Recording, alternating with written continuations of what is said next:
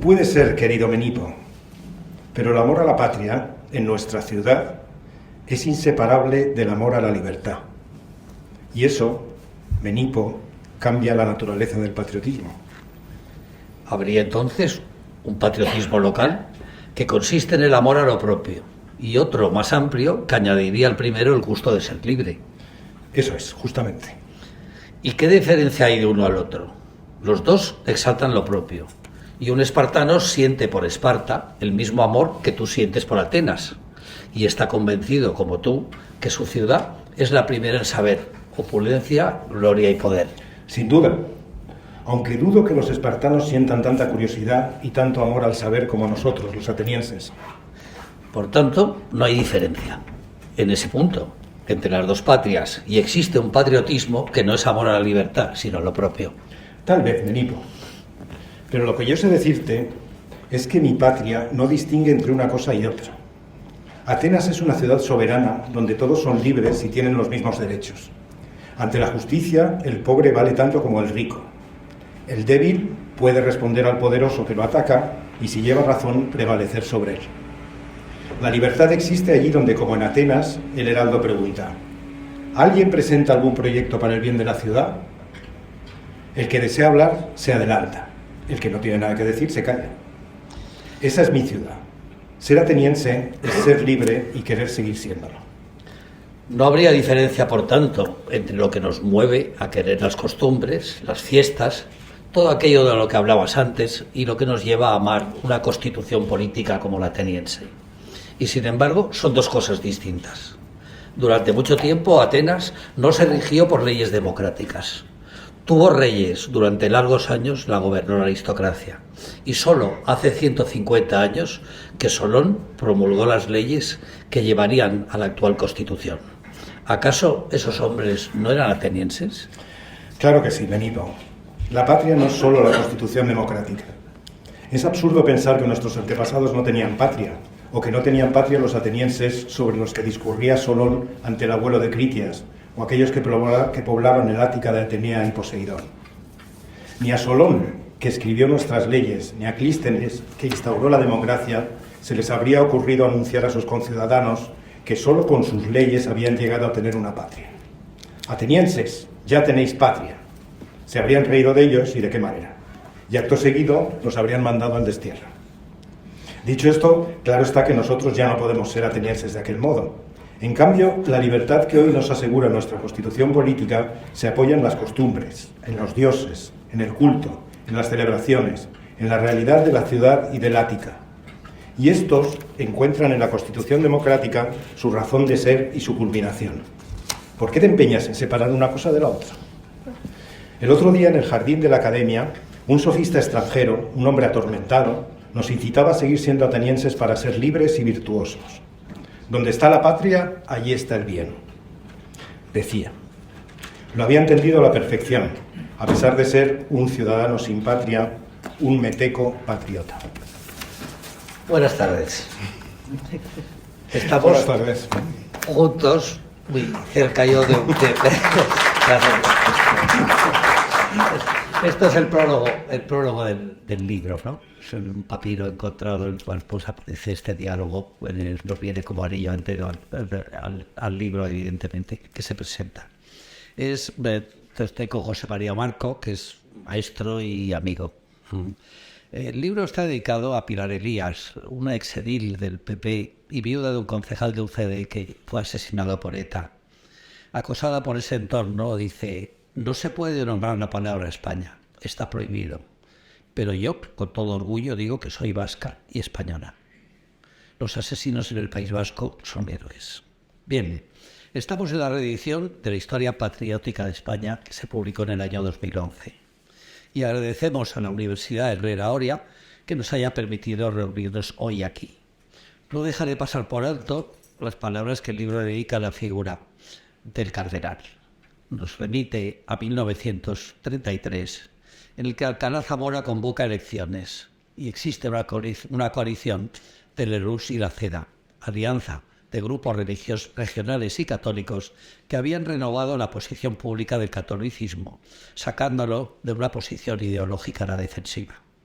La inspiraba Ángel Herrera Oria, nacido en 1886 y fallecido en 1968, que crea la Editorial Católica, El Debate, el CEU, la Asociación Católica de Propagandísticas, y que llevó adelante una campaña por la Constitución en el sentido más amplio, liberal y menos lesivo para los católicos. Bien, José María Barco es un ejemplo de sabiduría y de generosidad. Eso lo sabemos bien los que somos sus amigos, los que tenemos ese honor. Y es autor prolífico de gran cantidad de libros y de una calidad humana e intelectual importantísima. Habla del teatro, el ensayo político, la biografía, en fin, textos como La libertad traicionada, 2 libros sobre hazaña, Lope de Vega y el amor, y tantos otros. Para centrar el tema diré que una constante en él es el amor a España, en el marco de una sensibilidad de tradición liberal y constitución española. Tiene pues una vinculación intensa e íntima con su país y su pensamiento además es propio. La gran tarea que propugna es hacer España. Tras la ley de la memoria histórica, dice, es posible una historia distinta, liberada del subjetivismo de la memoria. No tiene por qué mentir ni disimular las atrocidades de los españoles. La historia humana es siempre trágica. Y propone incorporar un relato que haga inteligible y amable la idea de España. Es decir, una nueva historia patriótica. Y el patriotismo, como acabamos de ver de alguna manera en el texto manuscrito encontrado, no necesita una historia a su medida, ni requiere el borrado de lo que no se comparte. Se apoya en el respeto por lo que constituye la nación, la España que es y la que ha sido. Y es la virtud básica de una comunidad política en la que se propone la prosperidad, la tolerancia, la convivencia en libertad. En vez de fundamentarse en la exclusión, lo hacen el respeto, la amistad y el amor. Yo le preguntaría a José María, para empezar, decir, ¿por qué esta reedición? ¿Por qué una reedición de este libro? ¿Cuáles han sido los motivos, de dónde proviene la idea, etcétera? Tú mismo. Muy bien, muchas gracias, Fernando. Muchas gracias a todos ustedes por venir esta tarde a la presentación de este libro. Varias más marchas. El título de mis primeros recuerdos es en Valencia. Me perdí de mi madre en la plaza del Ayuntamiento. Y me acuerdo me acuerdo muy bien, o me lo he inventado después, porque estas cosas nunca se saben.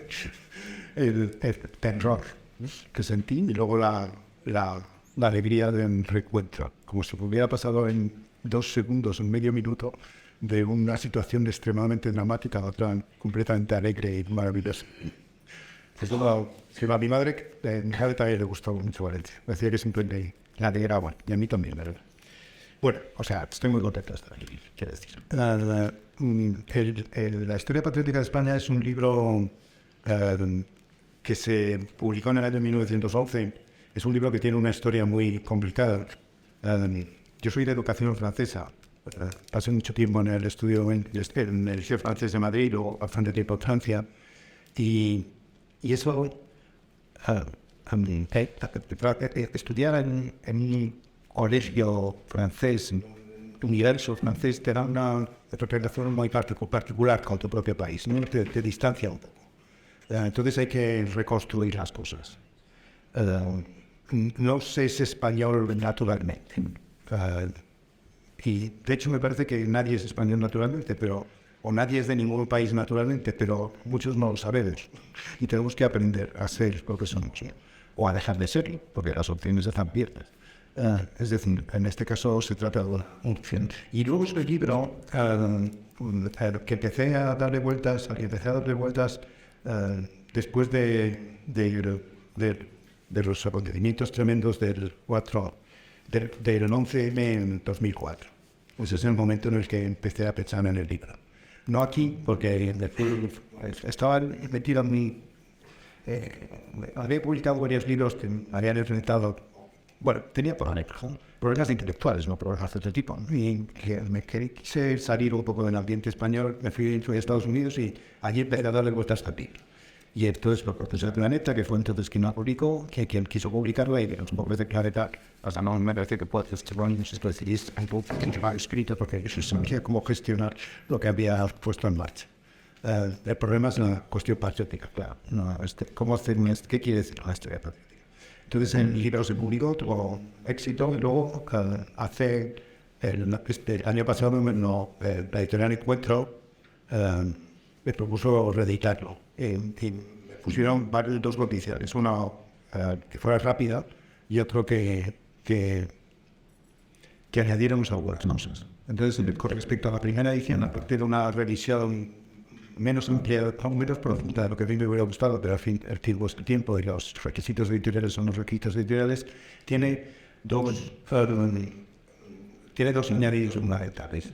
Uno es el prólogo, del que hemos leído una parte, que es un prólogo, diálogo entre un personaje joven, Querefonte, amigo de Sócrates, uno de los amigos más amigos de Sócrates, aquel famoso que preguntó al oráculo de Delfos si alguien tuvo la cara dura de preguntar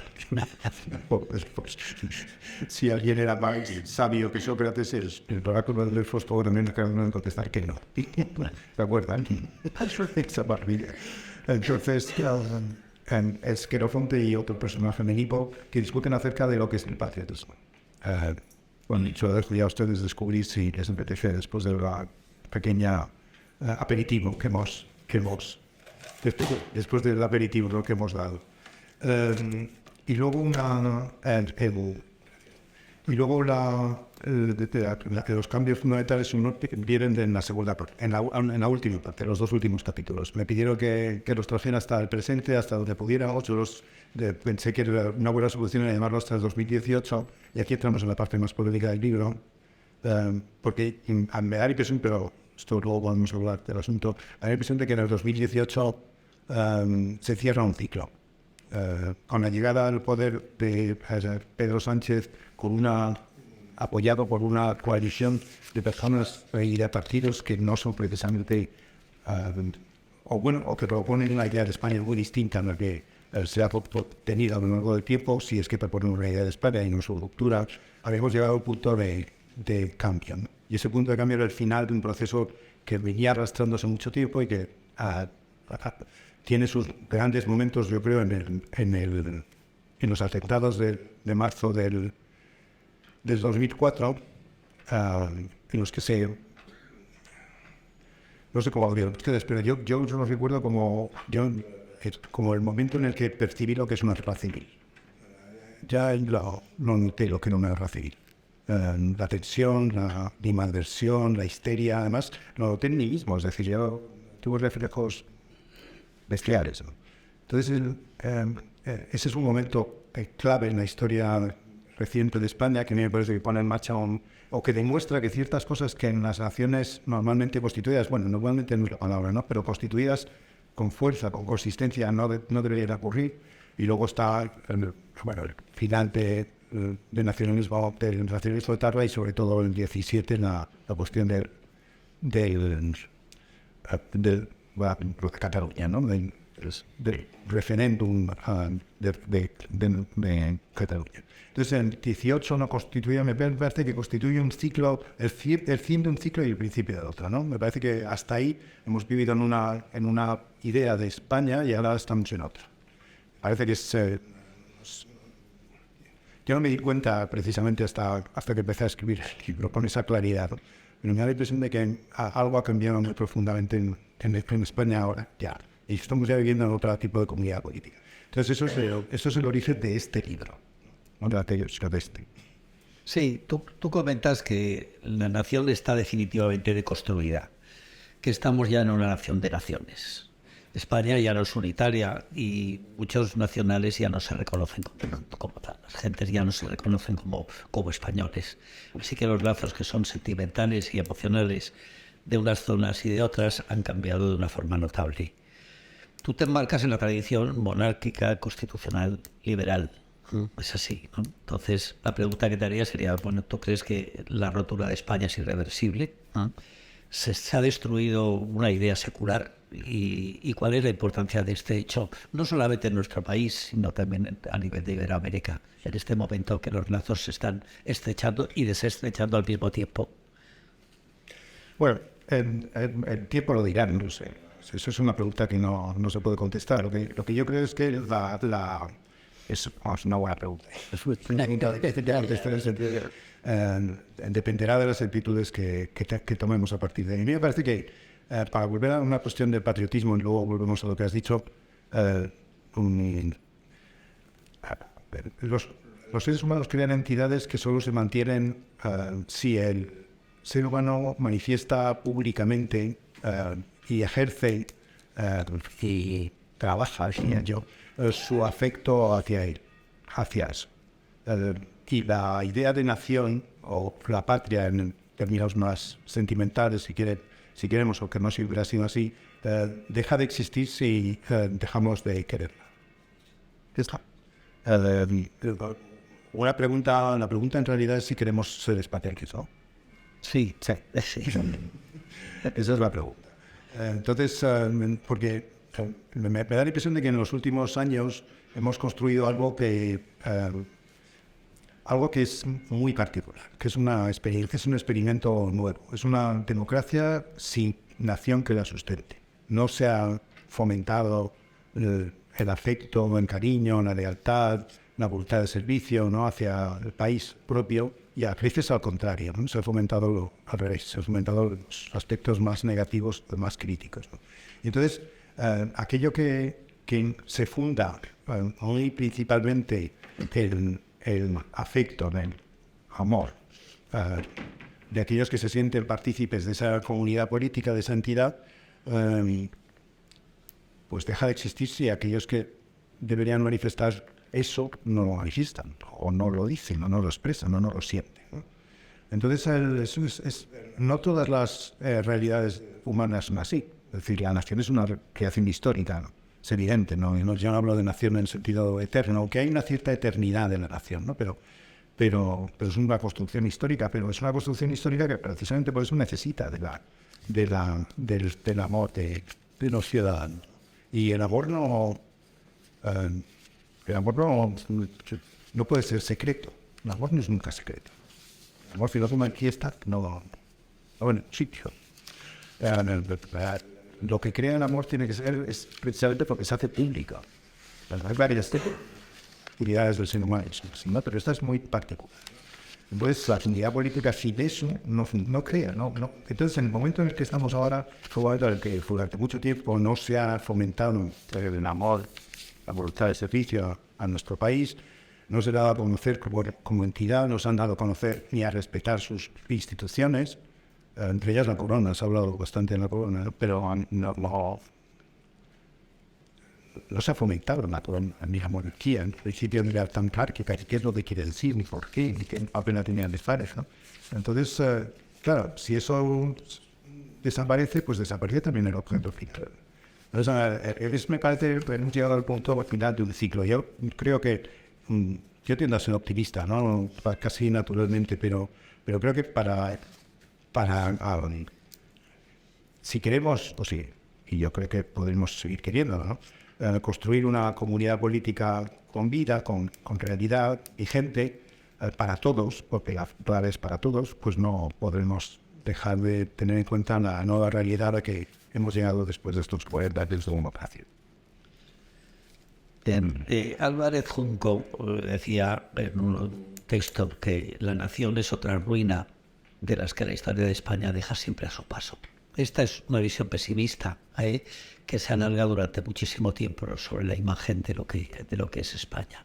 Es decir, viene de muy atrás, viene desde la leyenda negra hasta la generación del 98, en definitiva, que es una generación pues bueno, como muy cerrada en sí misma y muy triste en cuanto a lo que es la imagen de España, en definitiva, que sean grandes escritores.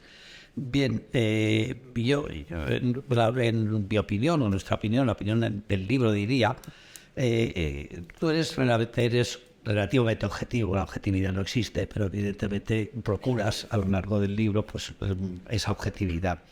Y para ti es claro, y eso lo digo en descrédito de lo que dice Álvarez Junco con todos los respetos del mundo, que los mejores momentos de nuestra historia son aquellos en que convivieron las tres culturas, la cristiana, la judía y la musulmana.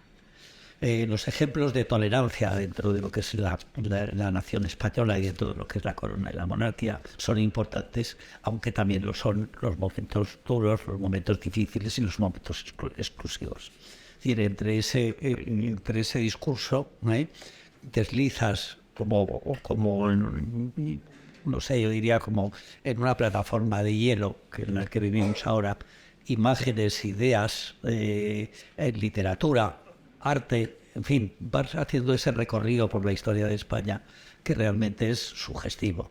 Estamos ante un gran libro, mi opinión y la opinión de todos. Estamos ante un libro en el que queda incluido lo que es todos los movimientos y dentro de una idea clara, que es la España constitucional. Tanto, bueno, pues de eso, ¿qué puedes decirnos? La frase de Álvarez Junco está copiada de la hazaña. Dicho sea de paso. En este caso no había quien no lo sabía. Es una frase muy famosa de hazaña sobre escrita en un texto sobre Ganiguet.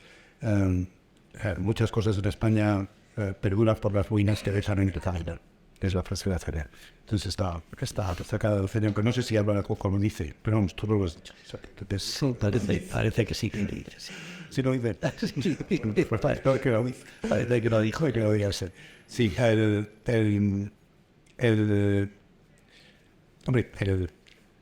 libro es, si seguimos con lo que vamos diciendo, el libro es la expresión y el resumen de un acto de descubrimiento y de fascinación. Por decir algo, es lo que es el libro. Es decir, una línea que recorre todo el libro y que yo tardé en encontrarla porque el tema es, la palabra patriótico no es sencilla, es la revisión y la puesta a disposición del lector en un relato unitario, ¿no? Y que se lee como relato de buena parte o de una parte de lo que los españoles han dicho de España, con el ocio.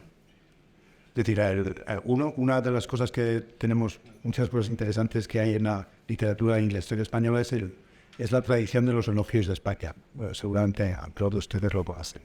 El elogio de España es una especie de subgénero que viene de los romanos, de los latinos, se continúa en los visigodos, continúa en los árabes, continúa en los judíos, exiliados y no, y continúa, por supuesto, en los españoles. Y la recopilación de textos de elogio de España es una de las claves del asunto. Es decir, el libro es un libro que quiere manifestar el amor hacia ciertas cosas y quiere también contar cómo ese amor se ha manifestado a lo largo del tiempo. No siempre se subraya lo mismo, pero se subrayan ciertas características que vuelven una y otra vez, en particular la belleza, que es un asunto importante. Entonces esa es la línea del libro en la cual yo encontré la forma de desarrollar lo que quería decir. Entonces hay una parte más histórica convencional y luego hay otra parte que es esta, que es la de la recopilación y la aclaración, ¿no? Y de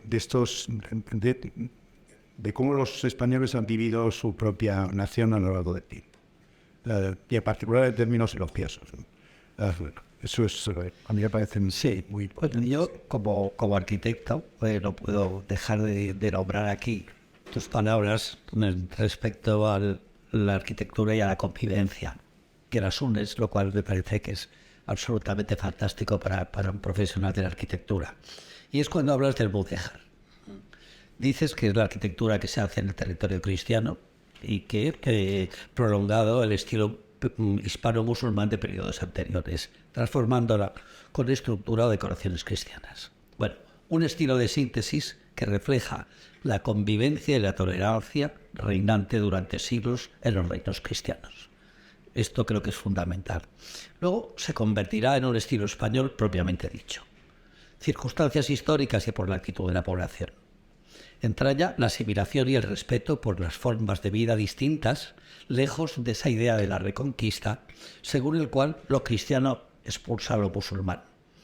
Y ahora viene lo realmente bonito, la frase realmente extraordinaria, ¿no? Es decir, pero que ese tipo de frases aparecen a lo largo de todo el libro, ¿no? Y parece que son absolutamente deliciosas. porque no te limitas a hacer una historia lineal, sino que ahí va entrando lo que sean las diferentes ideas que sobre el mundo y sobre las cosas te están moviendo. Y dices, al hablar de los artesanos y albañiles judíos y cristianos, aprendieron el estilo mudéjar.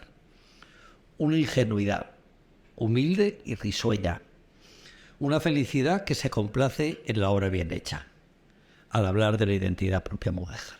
Es decir, creo que mejor es imposible la definición de lo que es el arte mudéjar y de lo que es unas tradiciones que luego llegaremos hasta hace pues unos 40, 50 años, no sé, más o menos, en que Fernando Chueca nos regaló a todos un libro que es Invariantes Castizos de la Arquitectura Española. Un libro esencial y absolutamente desconocido hoy en día por un magnífico profesor español y catedrático como fue don Fernando Chueca. Después viene el tema de la convivencia y de las rupturas que se producen. Sí, el libro de Chueca yo lo conocí gracias a ti, Fernando, me parece que lo hemos hablado antes, sí. Bueno, has planteado muchísimas cuestiones. No es por dónde empezar. El mudéjar, Menéndez Pelayo, seguramente el mejor conocedor de la historia y de la literatura española que existió nunca, decía que, y dijo con razón en la historia de las ideas estéticas y algún otro libro, que el mudéjar era el único estilo propiamente español, es decir, el único estilo original que los españoles habían creado, que es una reflexión muy interesante, porque decía, bueno, el gótico, el románico, los clásicos, el clasicismo, el barroco, todo eso son estilos en los que los españoles se han lucido, sin duda alguna, pero no son de creación propia, no se han creado en España. Entonces, y es muy curioso y muy significativo, me parece a mí bueno, no solo me parece a mí, que el único estilo español que se pueda calificar de español de arriba abajo, desde el primer momento, sea un estilo de síntesis, ¿no? Y de recreación de elementos de culturas que son distintas y que en más de un momento, por supuesto, lo nuevo del este de España estaban enfrentadas. Es decir, no creo que se pueda negar la realidad de que la identidad española está muy relacionada con la cuestión católica y con la religión. Es decir, la presencia de una cultura, los invasores provocan una reacción, esa reacción provoca una palabra reconquista que yo creo que es válida y otras personas piensan que no, pero no importa. En cualquier caso, la identidad española se forja. Uno de los elementos que forjan la identidad española está el territorio, están las instituciones que se van creando en los reinos cristianos a medida que se avanza en la recuperación del territorio, la institucionalización de una importancia gigantesca, ¿no? Y que todavía nos sustenta. Y luego está la cuestión religiosa. Y la cuestión religiosa para la historia de España ha sido crucial, ¿no? Pero lo que es muy interesante es que al mismo tiempo que se crea esa identidad colectiva en la que la religión tiene un papel fundamental y en la que hay una vivencia muy particular de la realidad del otro, de que no piensa y no cree, no tiene el mismo Dios que yo, se crean elementos de conciliación y de convivencia, ¿no? Y uno de ellos es precisamente ese que además es perfectamente comprensible y fácil para todo el mundo. Porque cuando vemos una torre mudéjar comprendemos todo lo que está pasando, no hay duda, ¿no? Ya sea en Teruel o en centro de Castilla o en cualquier otro sitio, incluso el mudéjar nuevo, ¿no? Las latas de toros, porque el mudéjar, Los mudéjares han sido fundamentales hasta hace muy poco tiempo, ¿no? Pues comprendemos que hay algo que es diferente. Entonces, vamos a ver, yo creo que aquí la cuestión es poder comprender la complicación de las cosas que intuitivamente es relativamente sencilla entenderlas, aunque intelectualmente no es tan fácil, ¿no? Y es la realidad de una cultura que proclama y se declara cristiana fundamentalmente, y al mismo tiempo la presencia viva, actual, eficiente, diríamos, de otro tipo de vivencias muy importantes y cómo se relacionan y cómo se recrean unos a otros. En este sentido, a mí me gusta pensar que lo español, y partiendo del mudéjar, que No, Buena reflexión. Budíjar es porque... No, sí, claro. Pero que español, esto es una barbaridad historiográfica, en cierto sentido, pero no lo es en otro aspecto. Es decir, españoles son también los creadores de Córdoba, y ¿por qué no van a ser españoles, o podemos considerar españoles, Maimónides, ¿no? Nació en Córdoba, cordobés al fin y al cabo. Y pensador fundamental en el judaísmo, ¿no? Fundamental absolutamente, todos los pilares del judaísmo clásico, ¿no? Y por qué no podemos considerar español a Averroes, ¿no? Otro cordobés, ¿no? Otro fundamental en la historia del Islam y de la filosofía islámica y de la civilización islámica, ¿no? del Islam, ¿no? Entonces, creo que la realidad histórica no nos debe, es decir, el conocimiento de la realidad histórica tal como ha sido, tal como la podemos comprender, porque luego cambia a lo largo del tiempo, no debería impedirnos entender que podemos relacionarnos con esa otra realidad como si fuera nuestra. Me parece que en ese sentido la realidad de la cultura y de la historia española es extraordinaria. Es absolutamente extraordinaria. Es algo fuera de serie. Primero aquí, en la península, con el largo conflicto y al mismo tiempo la interiorización de ciertas cuestiones culturales, históricas, literarias y políticas, y al mismo tiempo también fuera. Porque claro, es difícil entender lo que pasa en América si no se tiene en cuenta lo que había pasado antes en la península, ¿no? Es decir, el enfrentamiento, la conquista, muy discutida por los propios españoles, porque es un gesto difícilmente justificable en ciertos términos, ¿no? Que venga alguien, tocase y te diga que esto es del rey católico, dices, bueno, muy bien, pues lo que usted quiera. ¿Qué vamos a hacer? No podemos poner cosas débiles, ¿no? Pero no es una cosa aceptable, no es algo defendible de buenas a primeras, pero bueno, es igual. El caso es que luego se enfrentan a la realidad americana de una forma extraordinariamente original y crean una España nueva en otro territorio que solo se entiende si se entiende un poco esta mentalidad española de al mismo tiempo afirmar lo propio y de no dejar de tener en cuenta qué es lo que está pasando en frente. Eso me interesa mucho. Sí, ahora otro de los temas que son fundamentales en el libro, bueno, la verdad es que en el libro tocas todos los palos prácticamente de la historia, y sería el tema de la lengua. Es decir, aquí tenemos a Julio, que es realmente un experto en primera de los temas lingüísticos y demás. De hecho, hemos hecho desde Sociedad Civil un documento que es una propuesta de ley orgánica de uso y enseñanza del español, que tiene, bueno, espero que tenga bastante interés. Pero en fin, si hablamos de la lengua, parece que en el siglo XV es cuando empieza el castellano a consolidarse en las diferentes zonas. Pero hay una cosa que está muy clara, es que no hubo sustitución, sino coexistencia. Alfonso X, al ver que es la lengua que de alguna forma entendía la mayor parte de la sociedad, ya exige el que los documentos científicos e históricos estén ya en la lengua española o castellana. Así que el castellano se convierte en un momento determinado en la lengua que todos reconocen como española, que todos reconocían. Pero hay que decir un tema, y es que no existió un programa lingüístico con Carlos V ni con la monarquía española y sus sucesores. Es decir, se entendió esa coexistencia entre las lenguas, vamos a llamarles vernáculas, con un español, que quizá los documentos igual venían en una lengua que en otra, pero generalmente con la lengua castellana, la lengua española, porque era la gente que todos entendían. Y esta es una de las claves del problema lingüístico. Hoy en día la lengua está utilizándose como elemento de ruptura, de separación, de diferenciación entre unos y los otros, cuando en realidad las lenguas, a nuestro entender, debían ser espacios de entendimiento, de conexión y de comunicación. El problema lingüístico ha pasado en primer término a través de bueno, en estos momentos de absoluto caos, diría yo, ideológico y social, ¿no?, en lo que nos encontramos. ¿Cuál sería tu posición al respecto? No, pues yo estoy completamente con lo que he dicho. Parece evidente, parece claro que el castellano no me interesa. áreas y ha habido muchas reflexiones, por supuesto.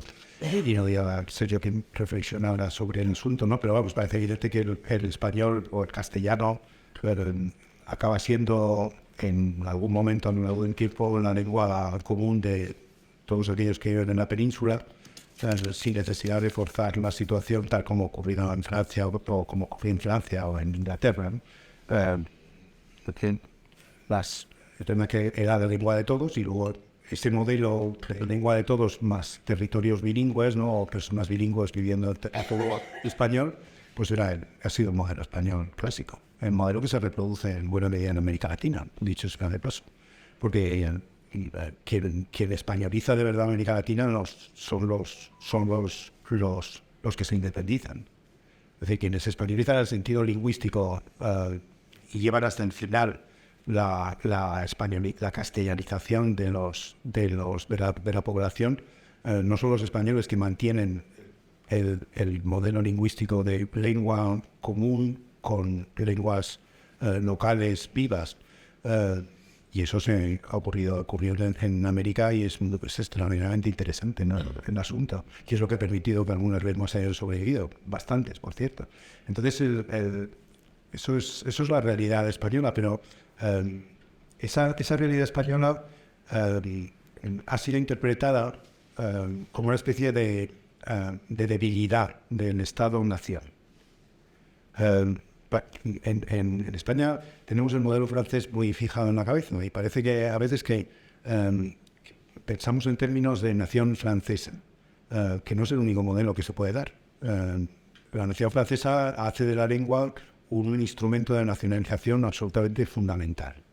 Pero ¿por qué no podemos pensar en un modelo de nacionalización en el cual convivan diversas lenguas? A mí no me parece tan complicado. Entonces ese es ahí es donde el problema político que llamamos nacionalismo surge, se introduce y contamina, vamos a decirlo así, todo el asunto, ¿no? Que no debería o no podía no haber sido tan problemático como se ha vuelto, ¿no? En este caso, hay muchas cosas interesantes, ¿no? Pero lo que a mí me interesa fundamentalmente es, primero, ver o comprobar cómo ese modelo que funcionó bien durante tiempo, ¿no? Es considerado como un déficit por aquellos mismos que niegan la capacidad de la nación española para serlo en los términos en los que se plantea la nación española, que no son los mismos que en los que se plantea la nación francesa. Es decir, no hemos necesitado para ser españoles una lengua impuesta con todo el poder del Estado, como asignan a otros países europeos. Entonces, claro, con esta falta de capacidad o de voluntad o de ejercicio, ¿no?, que nos ha llevado a sustraer la idea de la ración de la convivencia política, pues este es un asunto que obligatoriamente se envenena, porque claro, la lengua inmediatamente pasa a ser considerada no ya un instrumento político, que lo es, por supuesto, sino un instrumento de creación de una nación, de creación nacional. Y ahí entramos en otro terreno, que es el nacionalismo, un terreno mucho más complicado y trágico, diría yo. Sí, no. Otro tema que me ha interesado mucho del libro es el tema de los localismos, es decir, que viene directamente ligado a muchas de las cosas que estás comentando, ¿no? Hay un momento en que dices que España había sido una realidad cultural y política demasiado pluralista. Siempre los textos son realmente bonitos, ¿no? Demasiado amplia y duradera como para dar pie al estrecho marco de la reivindicación de lo propio mediante el desprecio y el odio a lo ajeno. Cuando la nación existe, el nacionalismo sobra. Frase lapidaria por excelencia. Feijóo ya llamaba paisanismo el amor a lo local y a las particularidades que nos distinguen de los demás y en cuyo nombre aborrecemos a los que queremos distinguirnos. Esto es un incentivo para guerras civiles, para revueltas, en fin, algo parecido a lo que estabas diciendo tú, que es el nacionalismo. Esos localismos son los que en este momento parece que están imperando en lo que es la sociedad española y que, a mi entender, nos llevan a un callejón sin salida, a otro lugar. Sí,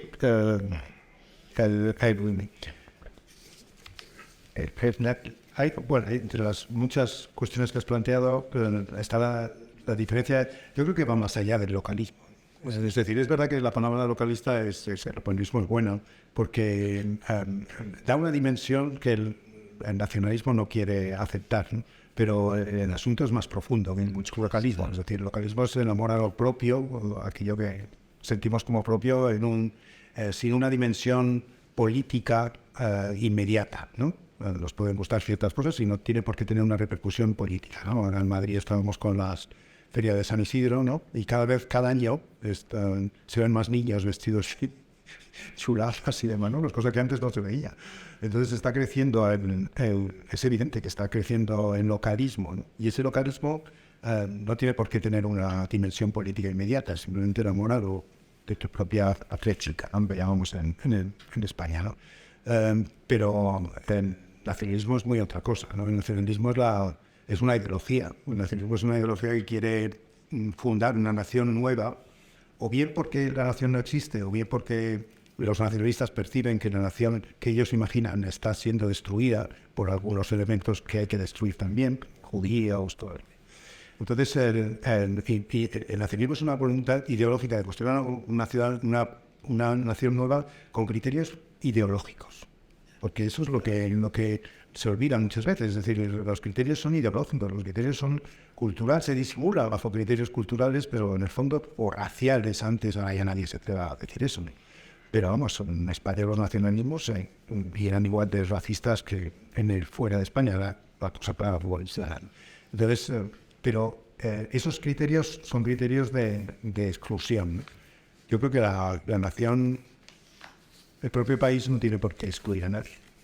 Es decir, lo contrario, ¿no? El patriotismo, la idea de nación que se sostiene desde la acción política, que se mantiene en sus principios del siglo XX, articulada con lo anterior, con toda la larga tradición nacional que crea una nación como España, no solo no excluye, sino que es la base de la no exclusión.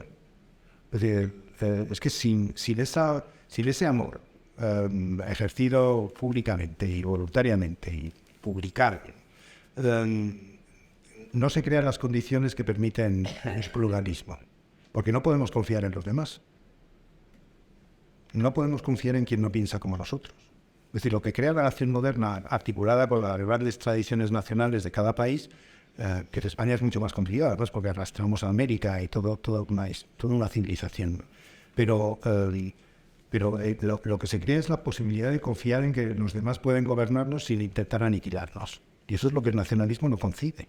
El nacionalismo no concibe eso. El nacionalismo no concibe eso. Entonces, claro, crea una nación con criterios ideológicos que al final es destructiva y difícil de mantener a lo largo del tiempo. Aunque puede fundamentar una nación después, bueno, parece que era Renan que decía, no sé si era Renan, pero Frates decía que en la historia de las naciones más vale verla al principio, sobre todo al principio de lejos, porque nunca es muy agradable. Y en este caso la cuestión del nacionalismo, pues la creación de una nación seguramente pueden ir por ahí, pero yo creo que se puede ver desde otra perspectiva, ¿no? Es la perspectiva de una actitud como la actitud patriótica, vamos a llamarlo así, pues tiene contra otra palabra, cívica. Pero creo que hay que ir más allá de las virtudes cívicas, ¿no? Las virtudes cívicas se fundamentan en la identificación. Y esa identificación básica es la que nos permite que una persona de Almería y otra persona de Bilbao hasta hace poco tiempo, o de La Coruña o de Llobregat, ¿no?, se sintieran españoles. Y aunque discreparan en casi todo lo demás, pero casi todo, sin embargo aceptaban las reglas que nos conducen a una comunidad política en la cual la tolerancia, la convivencia son reales.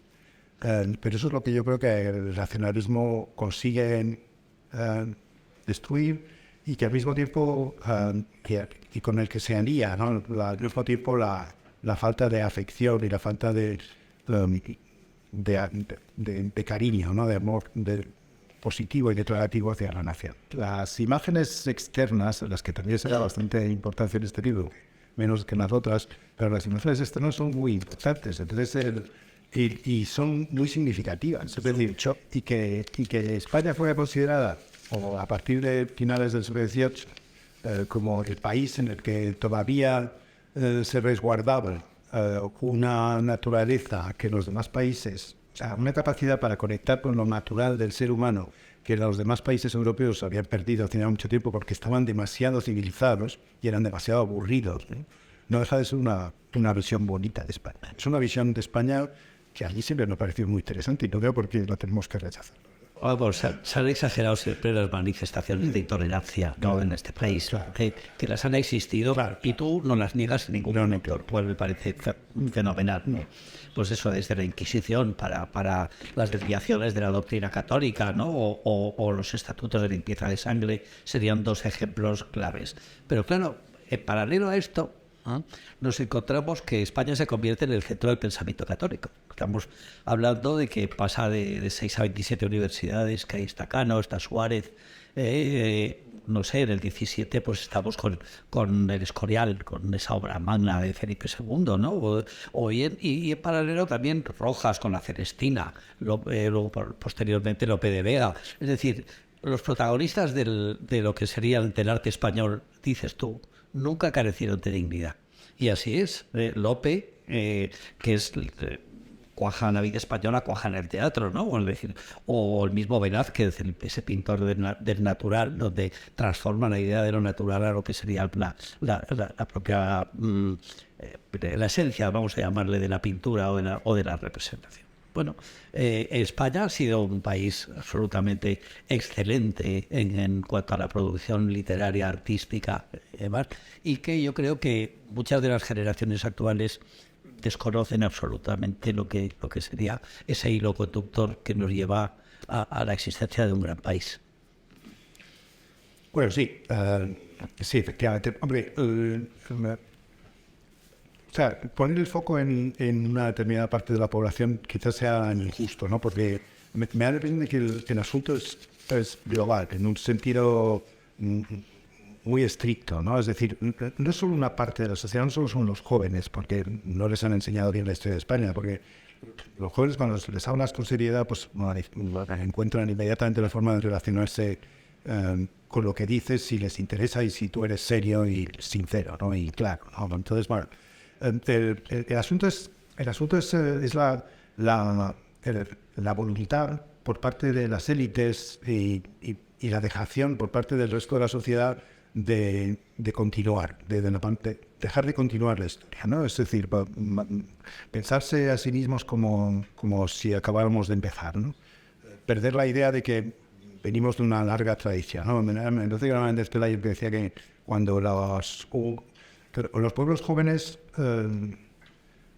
tienen que inventarse, porque no tienen otro más remedio, la tradición intelectual, la tienen que inventar.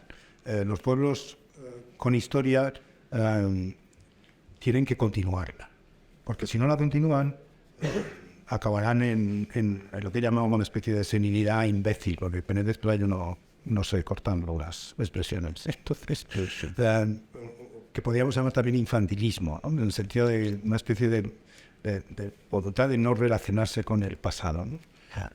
Y no continuar, ¿no? Eso, las razones por las que se ha hecho eso en España en buena medida, es decir, y no se ha hecho, lo curioso es que no se ha hecho en todo, es decir, en muchos aspectos de la vida intelectual, cultural, social española sí que se ha hecho ese esfuerzo, pero donde falla ese esfuerzo es en lo político. Y si falla en lo político, falla en todo lo demás. Porque todo lo demás depende del hecho político, ¿no? Pero a mí me parece que eso tiene que estar relacionado con lo que me parece detectar en la actualidad, ¿no? Esa disgregación. Porque parece como si la cultura española que fundamenta una convivencia, es decir, que fundamenta una comunidad política, tuviera que estar separada de la comunidad política, ¿no? Tuviera que hacer una distinción. Entonces no se entiende nada. Y la España actual, la sociedad española actual, precisamente porque los élites han ejercido muy activamente ese papel de desmemoria, a veces los partidos políticos lo son. Partidos políticos que son amnésicos. Es curiosísimo. Parece que no quieren tener pasado, ¿no? Así como hay otros que insisten continuamente en el pasado, hay otros que parece como si la historia no existiera, ¿no? Hay un tema que es muy interesante también, que es el tema del pragmatismo y de la tecnocracia, ¿no? Es que Diego O'Donnell es el caso típico, el caso del prototipo de esa política práctica, ¿no?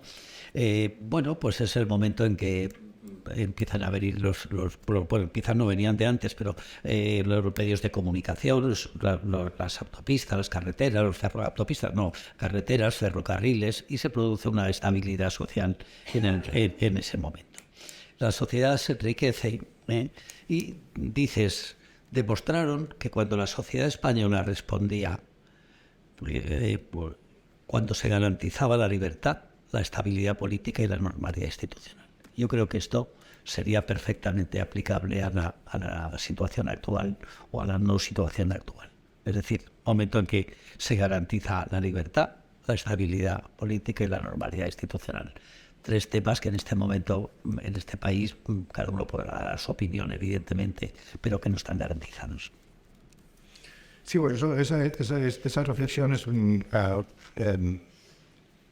intenta también aclarar un poco uno de los momentos clave del libro para en su reacción, y luego después al leerlo me di cuenta del asunto, es que es el siglo XIX, ¿no? El siglo XIX español, que está muy maltratado, se ha hecho un esfuerzo consciente para no entenderlo, literalmente, para hacer imposible su comprensión, ¿no? La cosa viene desde finales del XIX, ¿no? Cuando la explosión de los nacionalismos, entre otros el nacionalismo español, con además expresado de una forma muy atractiva, ¿no? Como Valle Inclán, los esperpentos, la parodia, ¿no? de toda la trayectoria grande del siglo XIX español. Y el siglo XIX español es un siglo que era... Bueno, O'Donnell lo puede resumir, aunque en otras figuras que quizás sean más elocuentes, pero lo resume muy bien en el momento central del siglo XIX, con la Unión Liberal, muy criticable por otras razones, pero muy interesante por otras, en las que efectivamente ocurre eso. Es un momento de expansión económica y vital. Pero es que ni siquiera hemos intentado aclarar eso. Es decir, tal como se cuenta la historia, sobre todo en los textos en los textos de clase, ¿no? Los manuales, y tal como se cuenta la historia en los relatos cinematográficos y en las novelas, ¿no? Pues sale una España esperpéntica, una España desquiciada continuamente. Y la España del siglo XIX, por ejemplo, es una España comprensible, que es difícil comprenderla, pero ninguna historia es fácil de comprender. Comprensible si se tiene en cuenta que es cómo se articula la idea de la nación moderna, es decir, aquella que surge en la Constitución del 12 con la nación anterior, la nación tradicional, ¿no? Entonces, en aguantar cómo se articulan las dos, ¿no? Cómo se articula una tradición que no es democrática, ni moderna, ni nada parecido, ni liberal, con la nación nueva que se instaura en el siglo XIX, ¿eh? Y claro, los problemas que plantea el siglo XIX español, que son fascinantes si lo ves desde este punto de vista, es cómo se llega al equilibrio, ¿no? Entre lo nuevo, que es la nación de los derechos, de los ciudadanos, de la propiedad, y la tradición española, que era tan fuerte, que tenía que sobrevivir en ese nuevo ecosistema, ¿no? Por llamarlo así, ¿no? Y tenía que articularse de alguna manera con lo nuevo. Entonces lo logra a veces de forma muy problemática o con grandes enfrentamientos, y otras veces lo logra. La larga línea que va desde algunos pensadores del 12 a los constitucionalistas del año 30, a Narváez, a la Unión Liberal, luego a los centristas, luego los puritanos, eso es antes, y luego hasta Cánovas y Gran Pacto de la Restauración, es una idea que permite ver el siglo XIX español como la creación de una nación moderna, sin abdicar del todo ni sin perder algunas de las cuestiones de la gran tradición española, ¿no? Se trata de cómo crear una nación moderna, liberal, constitucional, sobre unas naciones que tienen una identidad fortísima. Y la española era impresionante, muy impresionante, por muchas cosas, por el catolicismo, por de la Reconquista, por América, por la literatura, por la creación estética apabullante, por la reflexión política también de los españoles, por la religión, es decir, que es una tradición muy, muy seria, muy consistente. ¿Cómo hacer las dos? Y yo creo que en el 19 eso se consigue. al final se consigue. Lo que pasa es que luego nos empeñamos a ver. Bueno, estamos precisamente en este momento con el tema de la educación, de la enseñanza. Siempre se ha dicho que la falta de enseñanza fue una de las principales causas del atraso de nuestro país. Dices que nadie se ocupó de educar a una población que en 1877 seguía siendo analfabeta en un 75% y en 1920 era de un 52%. Claro, eso llevó al radicalismo, entre otras cosas, y al caciquismo, como puede ser de otra manera. El problema de la educación en España, en buena medida, está relacionado con la dificultad del Estado para asumir aquello que hacían las órdenes religiosas. Entonces, eso es un asunto que se ha arrastrado durante mucho tiempo y que planteó muchísimos problemas, ¿no? Yo creo que después de ese conflicto muy propio de España, aunque no solo de España, la situación a finales del siglo XIX y principios del XX fue mejorando sustancialmente, es decir, y mejorando muy seriamente. En tiempos de la dictadura de Primo de Rivera, la alfabetización de las poblaciones españolas era ya bastante alta o muy alta.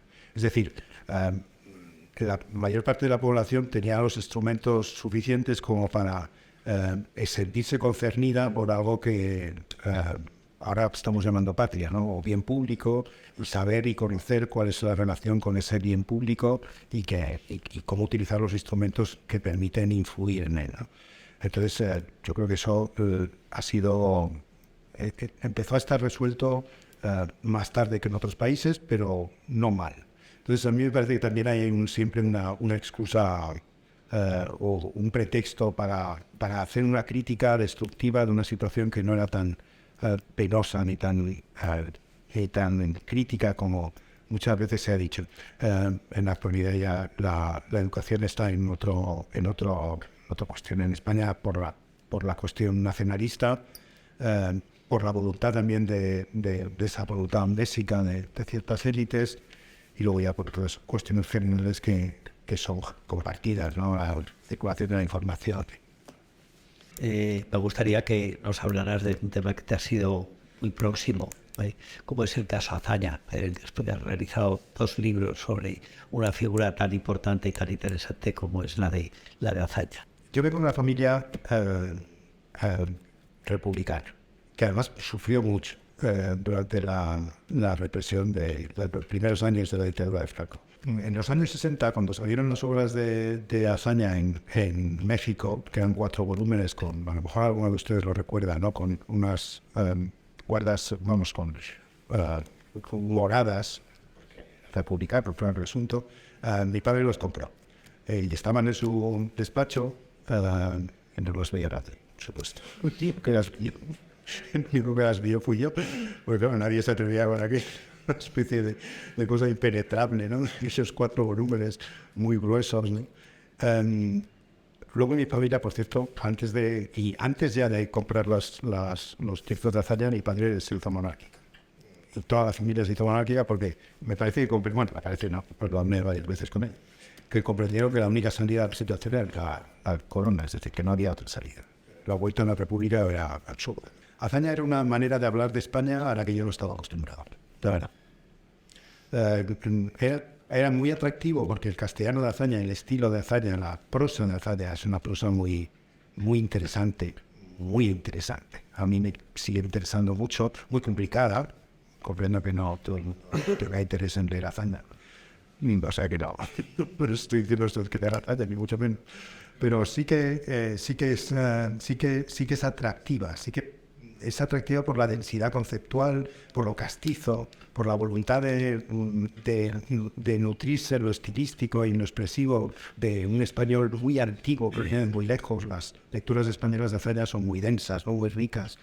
Y al mismo tiempo que tenía esa característica que a mí me llamaba mucho la atención en un escritor moderno del siglo XX, era una visión muy desde fuera de lo español. Es decir, es muy interior voluntariamente, pero al mismo tiempo es una visión que está alejada del español. Hay una visión muy particular. Entonces eso me interesa muchísimo.